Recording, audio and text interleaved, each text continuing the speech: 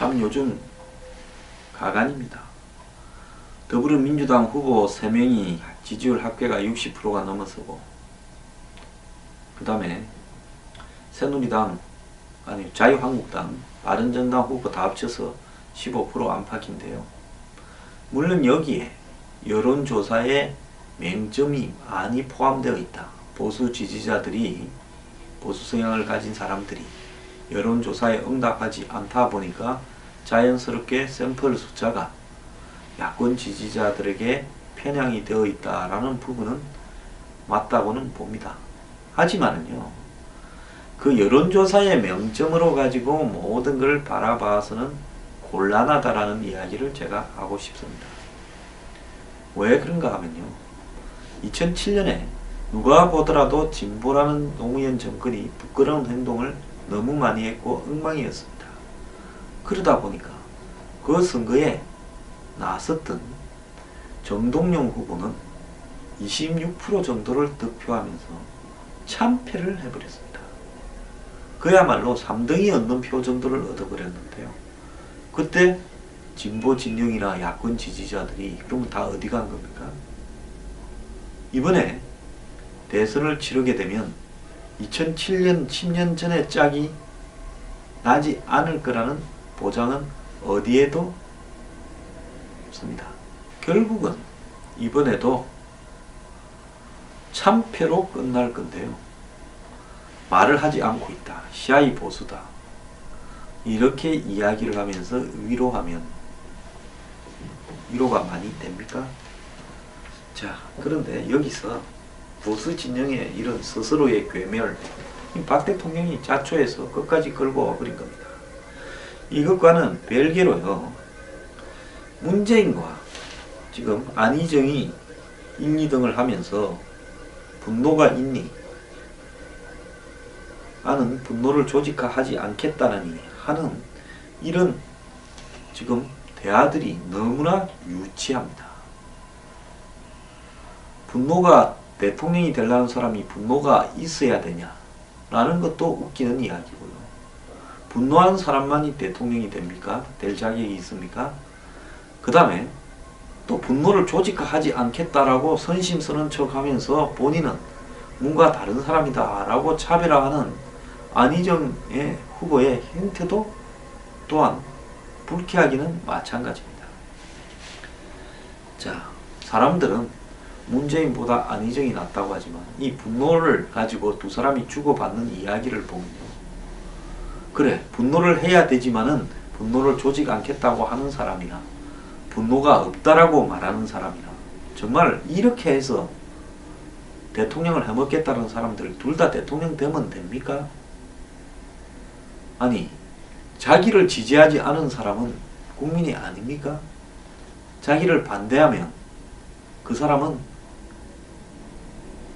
뭐 사람이 아닙니까? 분노를 갖다가 이렇게 조직화하고 선동을 해야 지금 이 시기에 대통령의 자격이 있는 겁니까? 정말 웃기던데요. 안희정이 지난 주말 부산대 강연에서 미러 K스포츠 재단이 선의와 달리 법과 제도를 따르지 않아 문제가 발생했다 라고 말한 것을 두고 문 전 대표, 문 후보가 안 후보의 해명을 믿지만 분노가 빠졌다. 국민들이 촛불을 들고 거리로 나온 이유를 생각해야 된다. 이례적으로 비판한 것은 본격적인 2등 때리기의 신호탄이다. 이렇게 해석이 되고 있습니다. 1차전은 이미 했죠. 안희정의 대연정에 대해서 문 후보가 직접 나서지는 않았지만 그 측근들이나 주변에 지지자들이 나서서 한번 세게 팼죠. 그런데도 불구하고 안희정이 거기서 무너지지는 않았습니다. 안 후보의 해명대로 반어법을 동원해 보수 정권의 실정을 비판했다 하더라도 문 후보는 안 후보의 상황 인식이 잘못됐다고 이렇게 비판을 했는데요. 아마 그 문 후보 측은 이렇게 바라볼 겁니다. 안 후보가 자꾸 중도나 보수를 겨냥을 해서 온건하거나 그들의 마음에 드는 소리를 하면서 외연을 살금살금 확대해가는 부분이, 그렇더라도 뭐 결국은 내가 이길 거니까 용납을 하자 어느 순간까지는 그렇게 한 것이 결국은 나중에 다 내표되는 거 아니겠느냐. 둘이 합쳐서 퍼센테지가 늘어나면 결국은 최종적으로는 내가 단일 후보가 될 거니까 내 지지가 늘어나는 게 아니냐 이렇게 봤는데, 최근 들어서 더 방치하다가는 앞으로 한 달 이상 남은 경선에서 문제가 좀 될 수 있다 이렇게 생각을 한 것 같습니다. 그래서 미르 K스포츠 재단이 명백하게 처음에 만들어지는 의도부터도 불순한 부패 의도에서 만들어졌는 것이 검찰이나 특검의 조사에서 확인됐는데, 그렇게 말하는 것은 부적절하다라고 문 후보 측은 지금 공격에 나서고 있고요. 안 후보 측은 문 후보 측의 정치 공세가 시작됐다 이렇게 보고 불쾌하다라고 보고 있습니다. 분노를 같이 표명하지 않으면 다 과오로 보겠다라는 거냐 하면서 적폐를 청산하고 새로운 시대를 열어가기 위해 무엇을 할지 논의해야 될 때 말 속에 분노가 들어가 있지 않다고 공격을 하는 것은 문제의 본질을 건들지 못하고 격가지에 힘을 쏟아붓겠다라는 거 아니냐 이렇게 말을 하고 있습니다. 대선 후보들이 촛불광장의 성남 민심에 올라타서 분노라는 표현을 쓰는 것은 광장의 분노를 표로 연결시키는 거다라고 하면서 우리는 분노를 조직하지 않겠다 이렇게 말을 했는데요.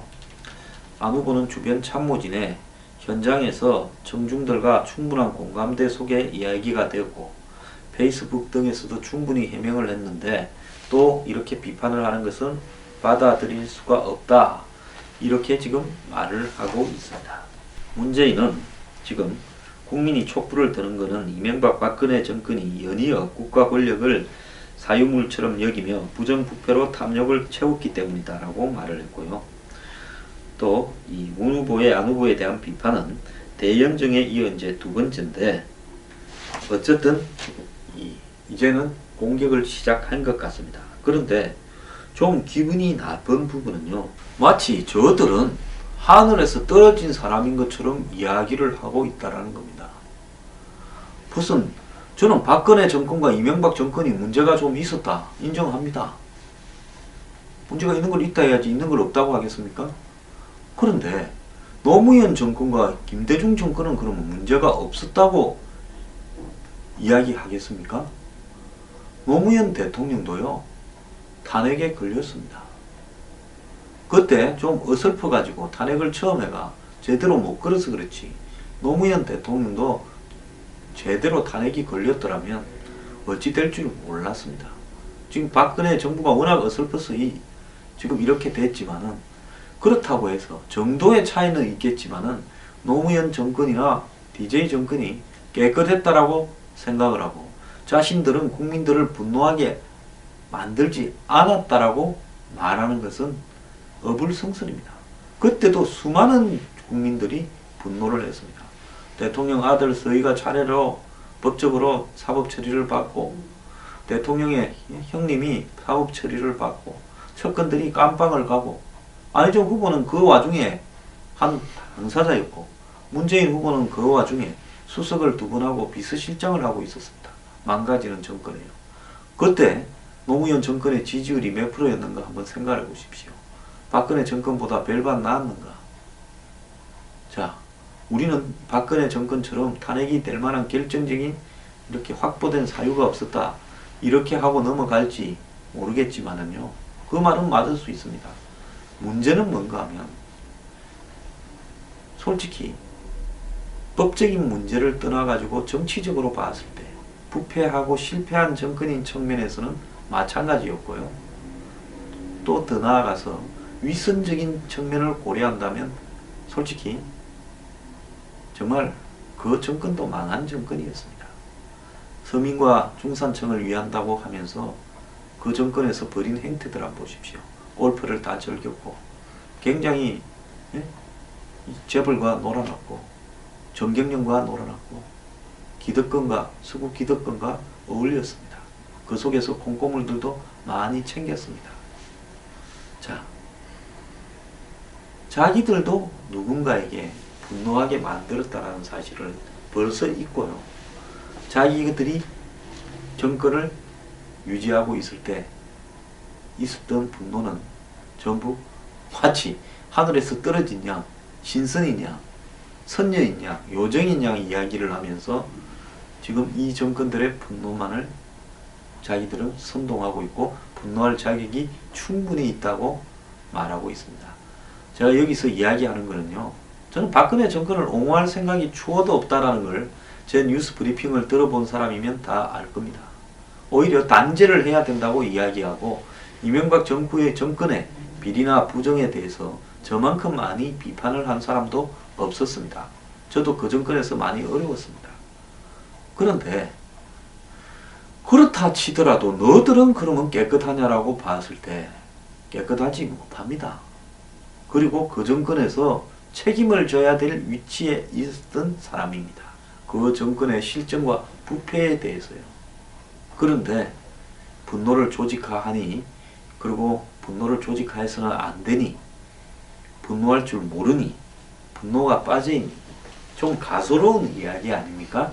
내 눈에 들보는 안 보이고 남 눈에 티나 보인다, 이런 식 아닙니까? 자, 우리가요, 사람이 체면이 있어야 되고요, 양심이 있어야 됩니다.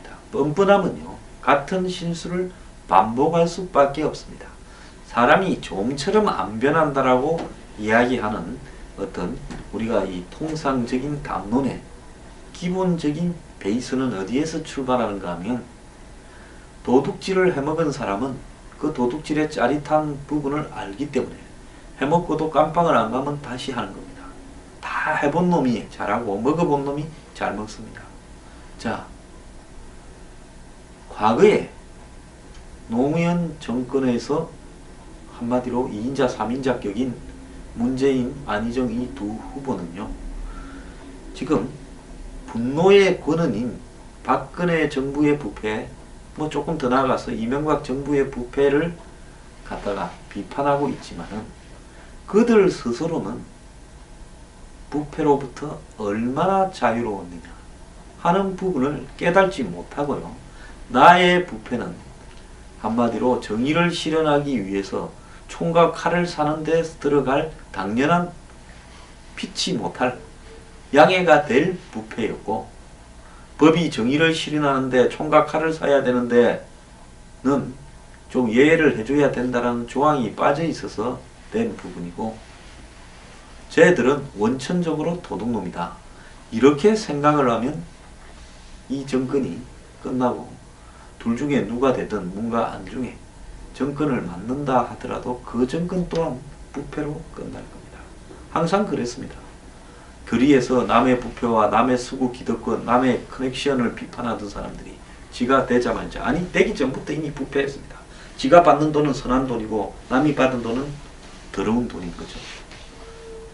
사람이요, 역지사지하고요, 분노를 조직화한다, 이 부분에서요 철저한 자기 반성이 필요한 겁니다. 제가 문 후보한테 이야기했지 않습니까? 과거 노무현 정권에 대해서 재벌과 유착된 부분에 대해서 반성을 하라. 반성이 되지 않은 채 분노를 조직한다? 나는 절대적인 선이다. 내가 하는 비리들이나 내 주변에서 생기는 비리들은 다 양해가 가능한 일이다. 이런 부분으로 연결될 소지가 있습니다. 그러면서 너들은 원래부터 도둑놈이었다. 제가 볼 때는 둘 다 똑같습니다. 대한민국이 현 정치판에서 정권 잡겠다고 나선 인간들 중에요, 애초에 도둑놈이 아닌 놈들이 없을 거라고 보고 있습니다. 참, 도둑이 도둑을 도둑 잡아라고 하는 웃기는 세상인데요.